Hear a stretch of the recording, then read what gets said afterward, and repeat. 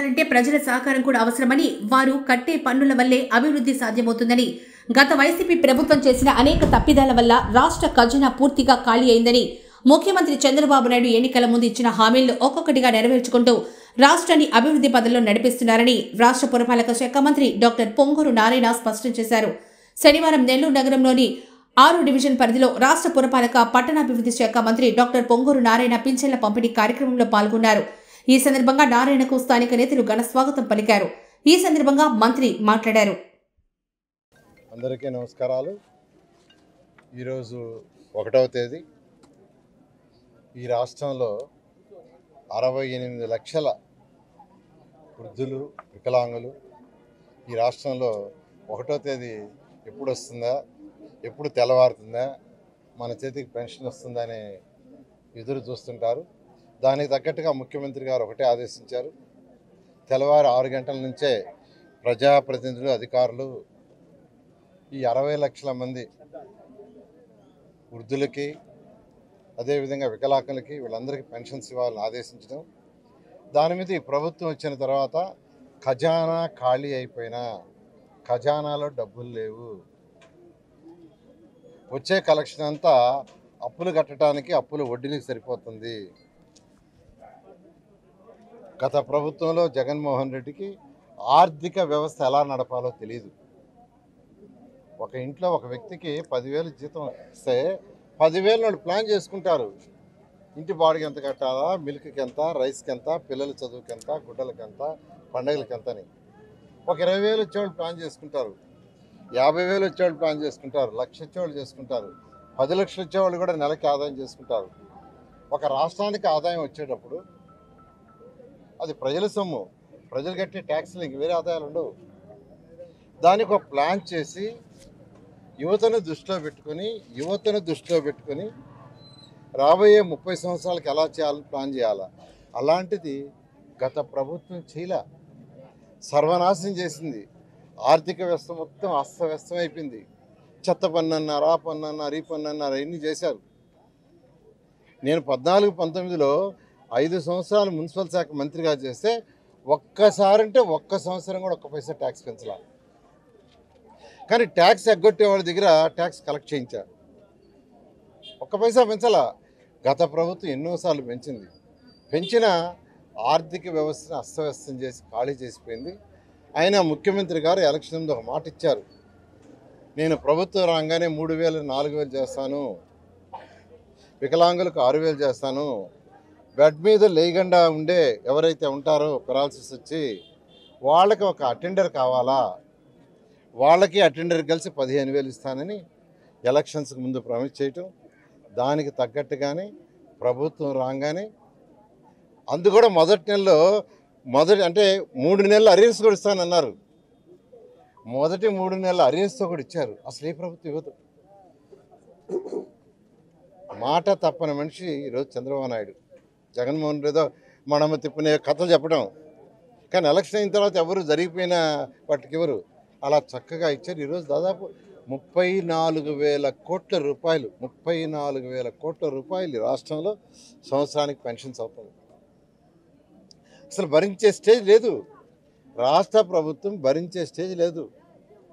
కానీ ముఖ్యమంత్రి గారు వారికి ఉన్న అపార అనుభవంతో ఈరోజు కేంద్రంలో ఎన్డీఏ ప్రభుత్వంతో అసోసియేషన్తో వారు ఈరోజు ముందుకు లాక్కొస్తున్నారు.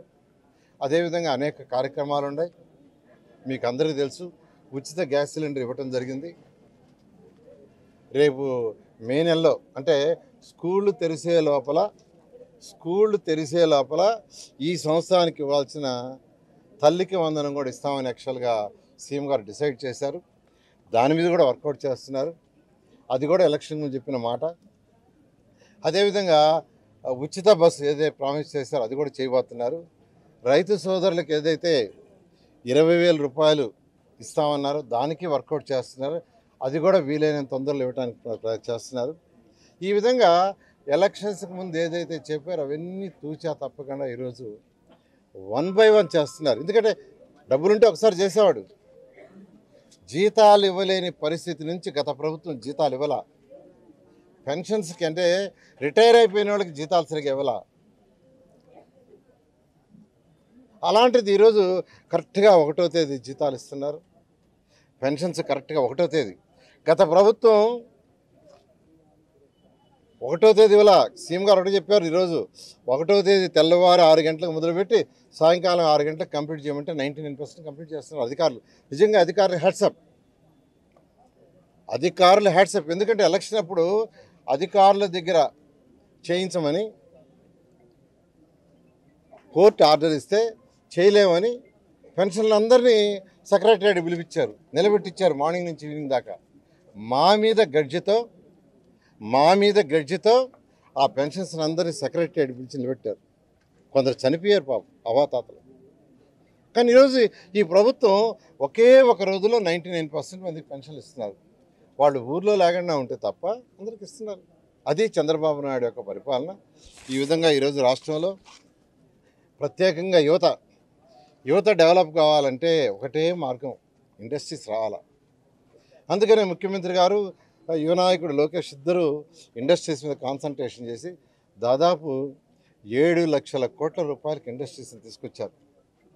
అవన్నీ త్వరలో గ్రౌండ్ కాబోతున్నాయి. ఒక ఇండస్ట్రీ వచ్చి గ్రౌండ్ కావాలంటే చాలా హర్డిల్స్ ఉంటాయి, మీకు తెలియాలి. వాళ్ళకి ల్యాండ్ ఇవ్వాలి, వాటర్ లైన్లు ఇవ్వాలి, రోడ్ వేసి ఇవ్వాలి, అదేవిధంగా ఫారెస్ట్ క్లియరెన్స్లు ఉంటే అవి తీసుకురావాలి, ఎన్విరాన్మెంట్ క్లియరెన్స్ తేవాలి. ఇవన్నీ కూడా ఈరోజు ముఖ్యమంత్రి గారు స్వయంగా ఫాలోఅప్ చేస్తూ వీలైన తొందరలో అవన్నీ తీసుకొస్తున్నారు. అవన్నీ వస్తే ఖచ్చితంగా యువతకి ఉద్యోగాలు వస్తాయి.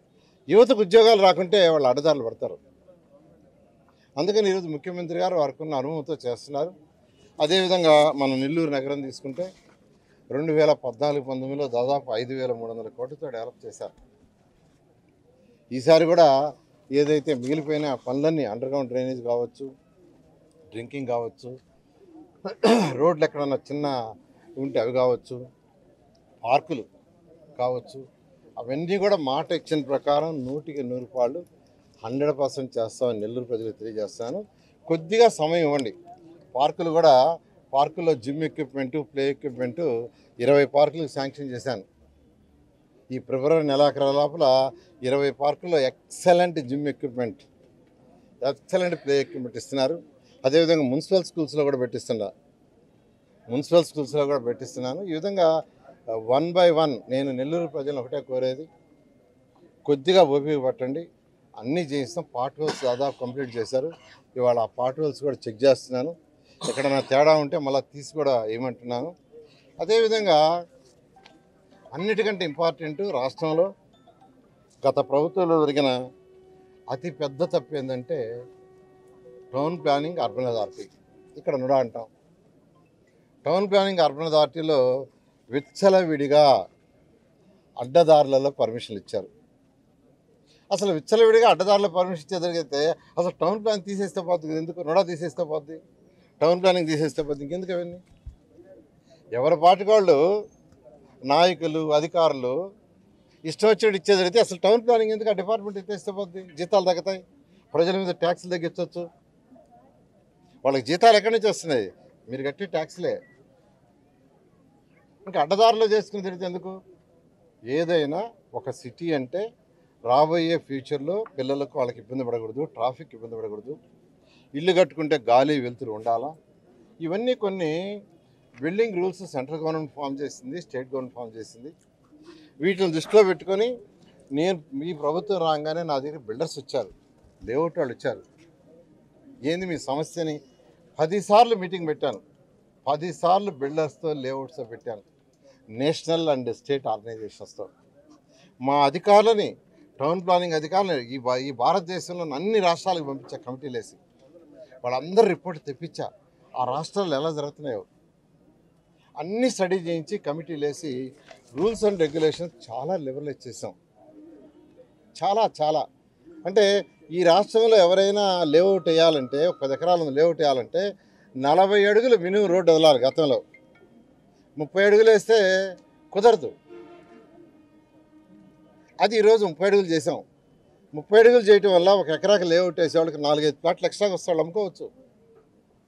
లేఅవుట్లు వేసేవాళ్ళు మెజారిటీ ప్లేస్లో 30 అడుగులు వేశారు, కానీ చట్టం 40 అడుగులు. నేను అఫీషియల్గా చట్టం చేసాను దాన్ని, 40 అవసరం లేదు 30. ఇట్లా అనేకమైన 18 రూల్స్ మార్చా. ఈ మధ్య మళ్ళా వచ్చారు, సార్ చిన్న ఇళ్ళు ఒక ఫ్లోర్ కట్టుకునేవాళ్ళు 2 ఫ్లోర్లు కట్టుకునేవాళ్ళు కొన్ని సమస్యలు ఉన్నాయి, అవి తీర్చమంటే నిన్నే నేను మా టౌన్ ప్లానింగ్ డైరెక్టర్ అధికారులను పిలిచి ఎవరైతే ఇబ్బందులు పడుతున్నారో లైసెన్స్ సర్వేని పిలిచి నెల్లూరు నుంచి కూడా 2 పిలిచాను. లలితారాం వాళ్ళ టీం కూడా వచ్చారు చేసి ఇతర రాష్ట్రాలు ఎలా చేస్తున్నారు, ఒక ఫ్లోర్ కట్టుకునేవాడికి 2 ఫ్లోర్లు కట్టుకునే చిన్నళ్ళకి ఆ సెట్ బ్యాక్స్ ఏంది, నా దగ్గర స్టడీ చేసి 15వ తేదీ లోపల రమ్మన్నా. అవన్నీ కూడా స్టడీ చేసి అవి కూడా లిబరలైజ్ చేస్తాను. ప్రజలకి ఇబ్బంది లేకుండా వీలైనంత వరకు భారతదేశంలో ఎక్కడ రూల్స్ అండ్ రెగ్యులేషన్స్ లిబరలైజ్ ఉంటే అవే చేస్తాం. కాబట్టి మీరు అందరూ కూడా దానికి తగ్గట్టుగా కట్టుకోండి. మీరు అడ్డదారులలో పోయి ఎవరికో డబ్బులు ఇచ్చేసేసి పని అయిపోయింది అనుకుంటే కుదరదు. పని అయిపోయిందంటే కుదరదు. ఇంతవరకు కట్టిన బిల్డింగ్స్ లేఅవుట్ల పరిస్థితి ఏం చేయాలనేది ఆలోచిస్తున్నాం.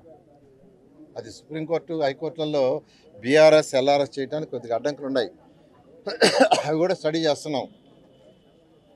బట్ ఇంకా కట్టబోయే వాళ్ళు ఎవరైనా, నేను అందరికీ చెప్తున్నా, ఈ రాష్ట్రంలో నెల్లూరులో కూడా కట్టబోయేవాళ్ళు లేఅవుట్లు వేసేవాళ్ళు రూల్స్ అండ్ రెగ్యులేషన్స్ కొత్త ఏమి వచ్చినాయి తీసుకోండి, స్టడీ చేయండి, చక్కగా మీరే స్టడీ చేయండి. కావాల్సింది నేను అధికారులకు చెప్పి వర్క్షాప్స్ కూడా పెట్టిస్తాను బిల్డర్స్కి, దాని ప్రకారం వేసుకోండి.